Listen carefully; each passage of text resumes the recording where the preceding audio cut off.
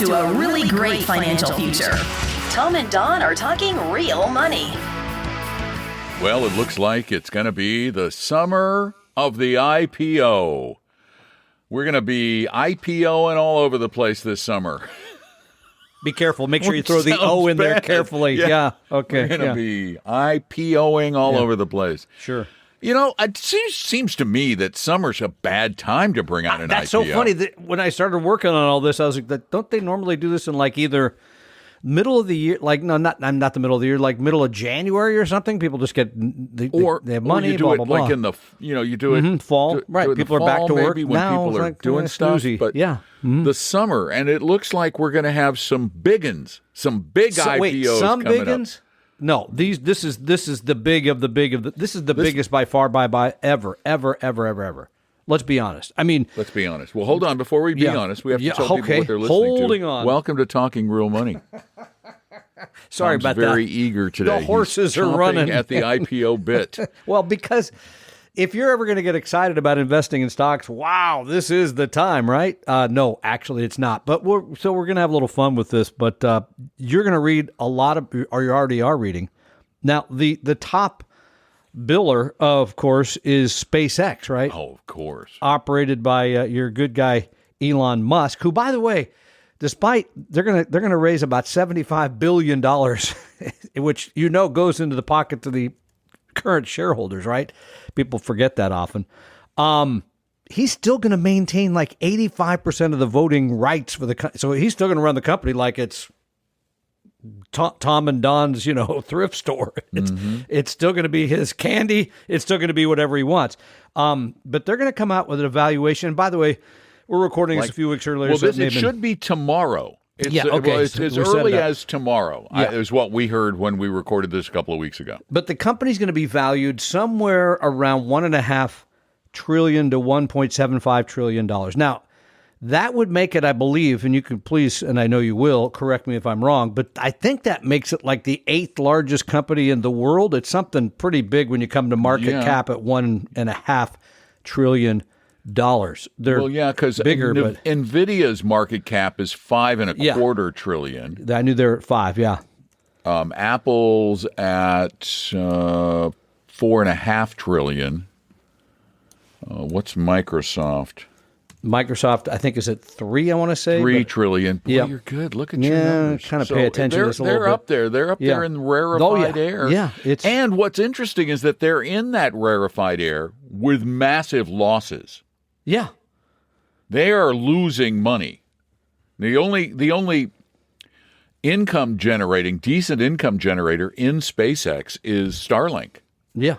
Although I am paying $500,000 to have you sent into orbit too, so they're going to make some money on that deal. If I was younger, I might have signed up for. And that's why you're still alive too. By the way, I'm not waiting for the ashes. I'm sending you there's to the no moon. Chance. That's one, right? Okay, you think that would be enough for the summer blockbuster events, but no, wait, there's more. Anthropic coming out at a valuation of about $1 trillion as well. I mean, I think we could safely say it. We're talking real money here. I mean, that's real dough. I don't know. I couldn't find the raise on that, how much they're going to end up, sort of selling actually in shares. But $1 trillion is a pretty hefty valuation. We tried to point out it still puts them in the top 15 companies or something. Boy, I'm a power user of Anthropic. Now, both Anthropic and OpenAI, though, they're talking about dates in the fall. A more normal time to bring out offerings. There'll be a lot of hype about them over the summer. This is all happening in the next few months. SpaceX is supposed to happen soon. Right now. But OpenAI, a valuation of somewhere between $1 and $2 trillion. They're going to raise $60 billion for the people that don't currently own the shares.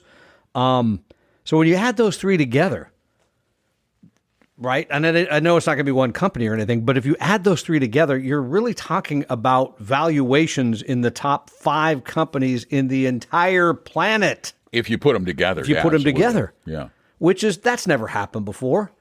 No way. Not in one fell swoop. No, I can't. I'm trying to think of a time when we had that kind of value, that kind of market cap in successive IPOs. No. And these are all coming. And the only time you really had, IPOs kind of in a single sector that way, of course, was, and you may not remember this pleasantly, but the late 1990s with technology, remember the dot bombs? Everybody, all the dot-coms were going public. Yeah, and easy money. And there, finally, we got to the message. We went from the story, but we have to have a message. We have to have something that is, that's advisory. We want to tell you what you should be doing. And should you be rushing out to buy these hot offerings? And they will be hot. As a matter of fact, SpaceX is supposed to be available to the general public at the same price the major institutional clients are going to get it, supposedly. That's really unusual. Rare. That just doesn't happen. So should you buy it since you can get it at a great price? Absolutely. Because think of the things you can, high growth potential, right? Access to emerging technologies, industries, right? I mean, SpaceX, it's out of this world, right? I mean, it's going to the moon, right? Sorry. And then, of course, the most exciting, the reason I think people buy IPOs is the first day pop, right? Yeah, the idea that it's going to go up 25% one day, then I'll turn around and sell it, right? And by the way, for those of you who know me, I have my tongue very tightly planted inside. Yeah, you got to be careful because it is visual, and it is, so it's not working for the show. His sarcasm is very visual, and you can't see that on a podcast. So no, you should not be doing this. This is a bad idea. And let's talk about what IPOs have done. IPOs, according to dimensional funds, this is them, tend to underperform their industry benchmarks within the first year. That's one issue. The other issue that I really, frankly, hadn't even thought about until I started reading about this again is liquidity. Because of the lockup period, 6 to 12 months following the IPO, IPOs tend to be there's not a lot of shares that are outstanding oftentimes that are moving around a whole lot, which is not ideal either. And they tend to mirror, this is again from dimensional funds, a source I think you should trust. They're not selling you anything here. They're just trying to help educate you in this case. They tend to mirror the behavior of other security characteristics with lower expected returns, things like small cap growth stocks, right? Low profitability stocks, things we've talked about before that have not provided a greater than sort of market-like return. So no, you're going to hear so much about this over the coming months, so much hype, so much excitement. That's what worries me. When it comes to your money, you're investing, we don't want you to be excited. We want you to make it like grass growing. We've said this before. So. Back in 2019, Uber went public. It was a hot offering. It was all the rage. Fell 7% first day. So there wasn't that day one pop. No. Facebook came out flat right after its opening. SoftBank, the big Japanese IPO, its shares dropped 15% immediately on the IPO. Groupon lost 85% of its value the first year. Wow. Well, we had the other example recently, too, where the company just think they finally they were worth something in the billions, and then they just sold recently for like 20 million or something. It happens. These things are high risk. Yes, there's the potential for high reward, but do you think the underwriters and Elon Musk, these people who they're worth a lot of money. Yeah. Do you think they're going to make these things available at a bargain basement price? Leave money on the table, as they say? Yeah, because they're going to try and get as much money out of that offering as they can. So they're going to price it as highly as they think they can get away with it. And odds are you're not going to get much afterwards. You might, but you might not. It's called still gambling. Yeah, and at the end of the day, the other thing that's going to be interesting is I believe Musk is going to be the first $1 trillion man, right? I mean, he's going to be. I can't believe it's close. I can't believe I lived to see a trillionaire. I can't. Great. That's a weird number. So no, this is. And by the way, that's more money than most countries are worth. I'd have to look that up, but I will say this that. The smart firms, and I think you can count dimensional funds, and I know people think we rely on them a lot. We do, because their research is very good, and they have rules, and they've stuck to them. Avantis, and what they're going to tell you is they don't even add these for a year to their portfolios. They don't just rush out, and you're going to see it. We've talked about this too, where other indexes are going to be required to add them very quickly. They're going to have to buy the shares of that firm once they get added to the index. These other firms are not under that. And I think that's a reasonable thing for you as an investor to follow. If they're not going to do it for a year, why are you? And by the way, $1 trillion is greater than the gross domestic product of New Zealand. There you go. The whole country. But he's from Australia, I think, so. No, he's from South Africa. Pardon me, you're right. I don't know why I said that. Okay. Yeah. Portugal. I read the book, too. Vietnam. Qatar. I think it's Qatar now, but okay. It's what? It's not Qatar again. Yes, it is. It's Qatar. But it was Qatar again, and they told us it wasn't Qatar. No, okay. All right, hold on. Okay, Google, please pronounce Qatar or Qatar. Or I consider myself a relative native, having been there. So yeah. You went there for the World Cup. I went there for the World Cup, so it was a good time. But for the 3 beers that were available in the entire country. Okay, some call it Qatar, some call it Qatar. Qatar is probably your best bet. Okay. So Qatar. Let's go with Qatar. I'm just gonna. All right. You play. You play the guitar. I'll play the Qatar. So it's good. We talk about all this silly stuff. Well, no, it's not silly. It's money stuff. It's good advice, but we want to give you advice that's specific to you too, and that's where the whole Q&A concept of Talking Real Money comes into play. And you can play along by just going to our cute little website, talkingrealmoney.com, and clicking on the microphone in the corner if you want to speak a question and you don't like typing, and then I'll answer those on Fridays. Or if you want to have your question read, you can type it. He's gonna take that electronic thing you typed. You didn't write it out longhand. You didn't type it on a typewriter. No, you typed it on a keyboard and sent it out electronically. But Tom insists on turning it into paper. So he'll grab his little piece of paper. Show them your paper, Tom. That's it. See, you thought I was kidding. Yeah. I read them on an iPad. Paper. He's going to read it to me. I don't think I've heard this question, have I? No, I did mention this was a topic and one that you should think about, but you're always ready for anything in this one specifically. It's a good question, by the way, from Mike in Monument, Colorado. Just up I-25 from Colorado Springs. Yeah. Monument Hill. Do you miss Colorado at all? Do you ever I do. Well, you need a John Denver song about a Rocky Mountain High or something. I don't like John Denver's music. Well, sorry. That's kind of your But speed. that's the only song about Colorado.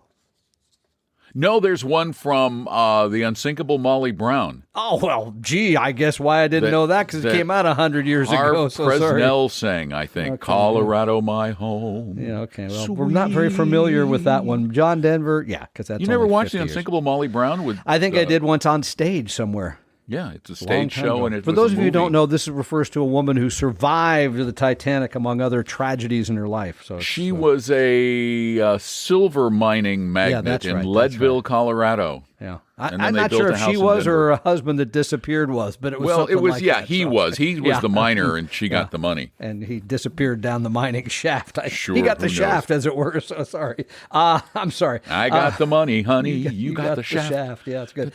Hello, Don and Tom. Love the show, and I've learned a lot. Well, thank you for that, Mike. Help me understand why you think assets under management AUM fee is a good idea. Or good deal, pardon me. I heard you guys repeatedly say that 1% is a fair charge. However, when I do the math and look at my $5 million portfolio, I'd have to set aside $1 million for investment fees to cover the next 20 years. He calculates that by taking 1% of the $5 million, 50 a year times 20, you get the million. Okay, that makes sense.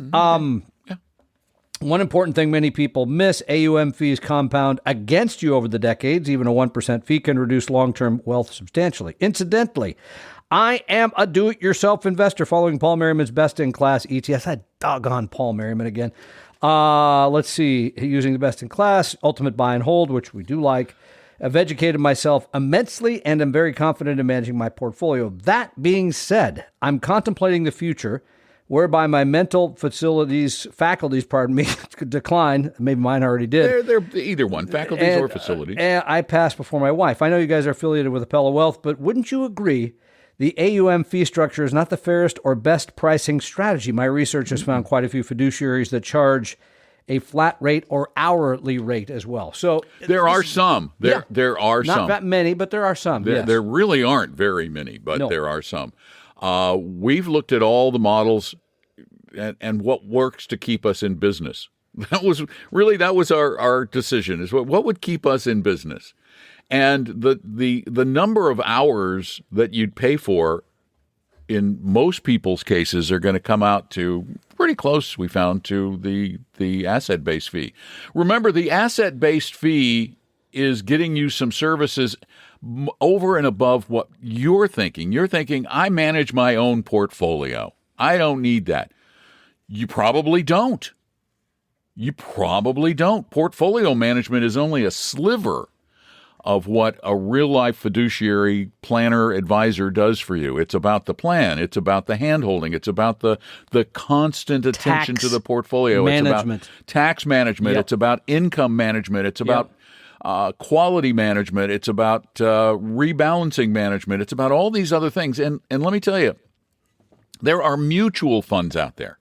Mutual funds, broadly diversified, actively managed mutual funds that charge over 1% per year.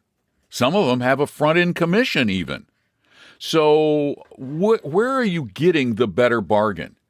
When you pay 1% per year for someone who is your personal advisor, who you can call anytime and who's going to be paying attention to you, not just this portfolio that's shared by hundreds of thousands or tens of thousands of people, where are you getting the better bargain? The other thing is, and we believe this very strongly, particularly when you get to the point you're talking about, when you get to that point in life when you need somebody to really look this thing over, a fiduciary fee-only advisor, whether it's an hourly fee or an assets under management, AUM fee, is likely to make you more money than you pay them.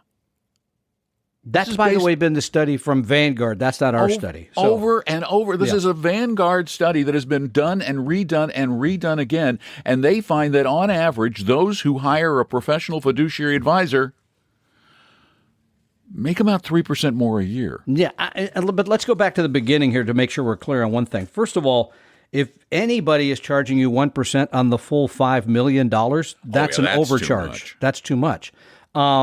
And so that would be one. We do not. We charge 1% on the first $1 million. It goes down from there. Number two, a good advisor, it becomes really part of your overall family planning, all those things. It's not just somebody who's building a portfolio. They kind of become part of your family. They do, because you get to know them well. You get to know all the moving parts, the kids, all that stuff. And somebody's looking at the whole field and saying, hey, did you think about this? Did you consider that? Should be, by the way, not always, but it should be way more than portfolio design. I can tell you one place that most times we make up that fee very easily, and that is around taxation. People do not understand where to pull the money from, the right moves to make to stay within, and things like IRMA that come up, all these other things that people sort of think, I got it figured. And again, if you do and you're happy, God bless, and you take care, and I'm happy that you're using fans portfolio. Of doing it yourself. Absolutely. But I will say this. I have an advisor because I don't want to deal with it every day either. That's the other part I think people forget about is the people that hire somebody like us. And we're not the only ones, by the way. There's a lot of good fee-only fiduciaries out there. Now, when you say a lot, that implies the majority. No. Not the whole field of financial advice. I said fee-only fiduciary advisors. There are a lot of good fee-only fiduciaries if you trim it down to just that segment of the market, which is a small part of the overall financial advisory community. Yeah, which is 1%. Yeah, absolutely. But again, if you have the right one, the number one compliment, the number one thing our clients tell us, and I'm sure the other good advisors say the same thing, they don't think about money anymore. It's not. You don't get up every morning and say, "Oh, what do I got to do?" It doesn't. That part of your life is taken care of. You get your money every month or whatever it is, and you move on. So you're right. It could be a lot of money, but it's proven to be worth it. His math is also a perfect example of lies, damn lies, and statistics. You can manipulate statistics, but here's the thing. What if you pay 1% and instead of making 8% per year, you make 9.5% or 10% per year? Okay, so you paid $1 million in fees over that period, but you made multiples of millions of dollars over that period. Did you get more than you paid? If you get more than you paid, it's worth paying, right? Yeah, and I can tell you, for example, we're seeing a good example of that this year because things like that most people are not invested in. If you're just going to talk about the portfolio side, emerging markets value, which have had a huge run this year, dramatic run. And most people don't have a portfolio that is exposed to those things. True diversification, more than owning the Vanguard Total World, which is all fine. And again, Paul's and all that stuff is wonderful. But some of these other asset classes that really can, on the portfolio side, make a difference. And we sound defensive in a way, and I guess we are, but no. You can find other people that do this, and you can find people that do a flat rate or hourly. It's a different type of relationship. That's the other thing I was trying to get to. It's not as tight, which is still fine maybe as well. And here's the real rub. You're going to get a fine portfolio doing it on your own. But as Tom said, you're likely to get a little better portfolio. And here's the real world example. A couple of years ago, we're sitting here on the show talking to you, and you're telling us, this is several years ago, why do I want to own value when value's not doing well? Why do I want to own overseas stocks when overseas stocks aren't doing well? Why do I want to own these small companies when the big companies are killing them? Why do I want to own those? Because I'm making more money in this other thing. Well, yeah, until you don't. And a good advisor is going to say, be in these assets. And you're going to say, I don't want to be in those assets. And a good advisor is going to say, you're in those assets or I'm no longer advising you. Can't do it otherwise. And that's a very good point, by the way. But good advisor not just build the portfolio, but makes you stick with the parts that are not always the outproductive ones, which is one problem people have. That's worked well. I'm going to go do that. Then they migrate back to the et cetera, et cetera. And I'm telling you, our clients who were put into, despite their wishes to the contrary, who were put into internationals and smalls and values and emergings, are so glad they were. Big difference and are likely over time. To be glad over the long run, too. Yeah. Anyway. I could tell you something they're glad they're not in. And? These weirdo ETFs that have been out there. So it's 500 new exchange-traded funds already this year. This is being recorded prior to the end of May, which I believe we still have a full month after that for the half-year mark. It's insanity. And some of the ideas, the wacky, weird, wonderful things that are being put out there and sold for ridiculous fees that apparently you're buying. I mean, people are putting money into strange things. I can't believe you're actually putting money into, get this, seriously, the Tuttle Capital. Those folks at Tuttle are just crazy. They're a little wacky, those Tuttle people, those Tuttle turtles. No, they're no turtles. They're rushing headlong into wacky things. Get this, the Tuttle Capital UFO Disclosure ETF. God. What are they disclosing exactly? Well, they're going to make money on the disclosure by the government. The government's going to give us all this information on these extraterrestrial technologies that they've been keeping from us. I see. And they're going to make a lot of money once those are released to the companies they're buying, which is like Palantir and other defense contractors. Yeah. $2.25 million. This fund only opened in February. Yeah. $2.25 million is in this fund at an expense ratio. Now, we like ETFs because ETFs have expense ratios like right around, 10 or 20 basis points. Generally. Not all of them, as you'll hear. This one, well, they're under 1. Yeah. 0.99%. Crazy. Yeah. 0.99%.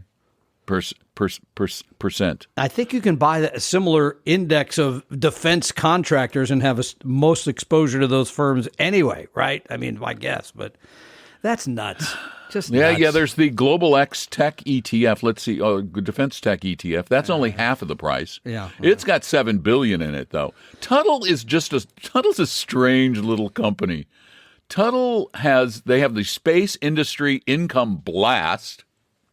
Space Industry Blast, you get it, sure. Yeah, the Tuttle Capital Meme Stock Income Blast. Why not? Yeah. The Tuttle Capital Daily 2X Inverse Regional Banks. 2X, that came because of the one in California, no doubt. They're borrowing money. Yeah. Lord. Yeah, and none of these are big, but they're going for quantity, not quality. Like the Tuttle Capital Meme Stock Income Blast ETF, and again, 99 basis points for the expense ratio. I don't even know why they bother. There's $900,000 in the portfolio. Well, 1%, that, it adds up, right? That's a lot of money. $9,000. I know. Well, buys lunch a couple of days or something. I don't even know how you run the fund on $9,000. Not well. But they keep throwing out ideas, and people keep buying them. It's still 80% of the new funds that are coming out that are considered traditionally active. In other words, they're stock pickers, they're into sectors, they're doing all this stuff, and they're way overcharging you. So this is a product or products, you really want to stay away from. Yeah, just because it's an ETF doesn't mean it's good. You still need to check it out. And a good place to check it out is to ask us. Just go to talkingrealmoney.com and click on the Ask a Question button or the mic in the corner of the screen and ask your questions. And if you want to sit down with an advisor for free, no 1% fee for at least that one meeting. Well, not just the meeting, but the portfolio review. Just got off the phone with somebody this morning.